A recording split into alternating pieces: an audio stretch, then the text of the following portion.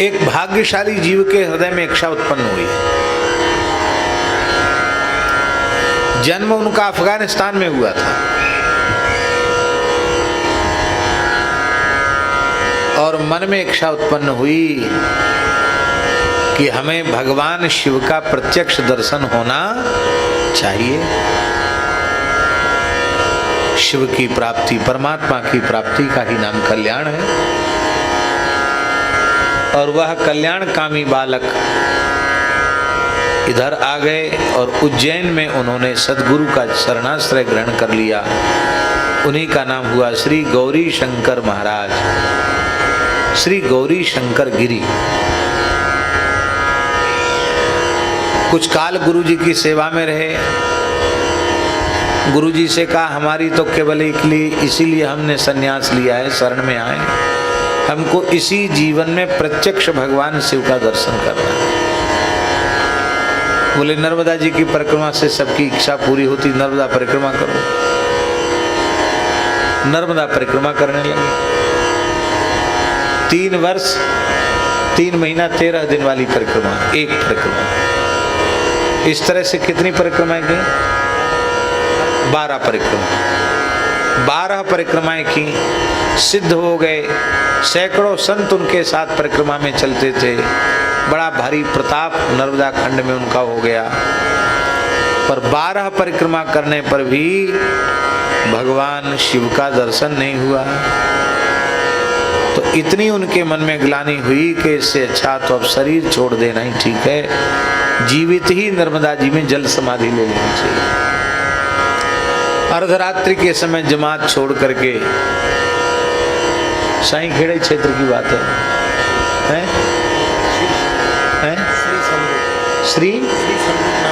श्री संधू नाम की जगह साईं खेड़ा के पास है। वहां नर्मदा जी का जल अथाह है। और रात्रि को महाराज गए, बहुत ध्यान से सुनने वाली बात है। रात्रि को गौरी शंकर महाराज गए तो जहां नर्मदा जी का अथाह जल था और वो जीवित जल समाधि लेने की इच्छा से गए और जल में उतरे तो घुटने से ऊपर नर्मदा जी का जल ही नहीं। उनको बड़ा आश्चर्य हो गया, कहीं हम भूल के दूसरी जगह तो नहीं आ गए? यहाँ तो अथाह पानी था, इतना जल घुटने से ऊपर ही जल नहीं जा रहा है। पर नहीं, भूल तो नहीं है, इस घाट वही है। 12 परिक्रमा कर चुके हैं, 12वीं परिक्रमा थी उनकी।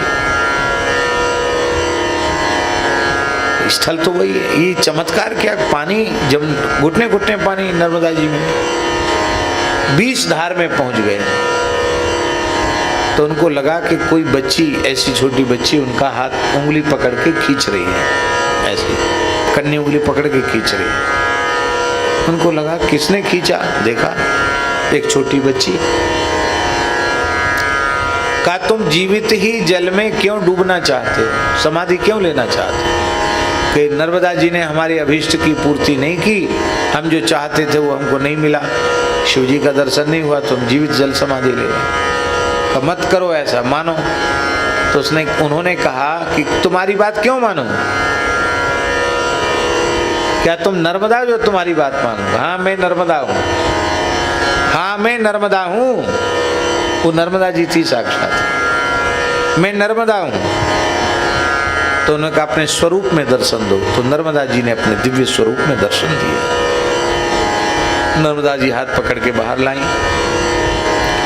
बोले तुम्हारी भक्ति पर रीझ करके 12 वर्ष से, 3 वर्ष से साक्षात भगवान शिव तुम्हारी भक्ति पर रीझ कर तुम्हारी जमात में तुम्हारे साथ चल रहे हैं। तुम्हारे रसोई बनाते हैं, बर्तन मांजते हैं, सारी सेवा करते हैं। 3 वर्ष हो गया। उनको कहा कौन है ऐसे संत? साक्षात शिव जी हमारी जमात में चल रहे हैं, हम पहचानते नहीं। बोले जो केशवानंद जी नाम के अवधूत हैं वे साक्षात शिव हैं, वे साक्षात भोले बाबा हैं।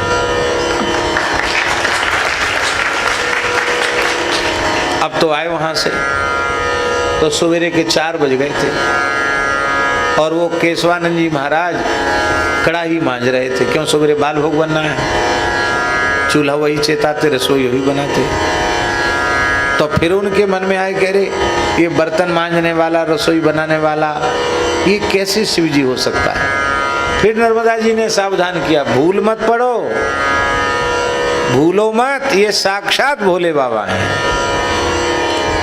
और जैसे ही उन्होंने दंडवत प्रणाम किया श्री गौरी शंकर महाराज ने, तो क्या देखते हैं कि 3 नेत्र कर्पूर के समान धवल वर्ण, जटाजूट, ललाट में चंद्रमा, त्रिशूल डमरूधारी साक्षात शिव जी।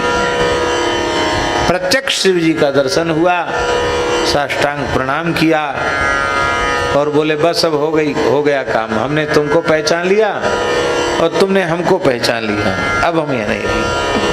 अंतर्धान हो गए और वे ही केशवानंद जी अवधूत थोड़े ही समय में श्री धोनी वाले दादाजी के रूप में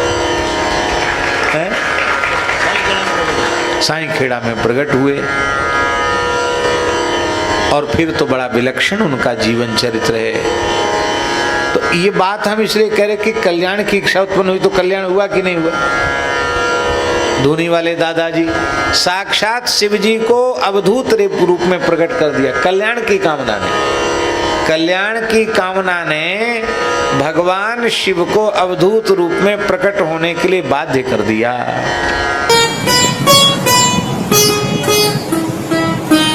श्री सीताराम प्रतिदिन सत्संग एवं दर्शन के लिए श्री महाराज जी के ऑफिशियल चैनल को जरूर सब्सक्राइब करें।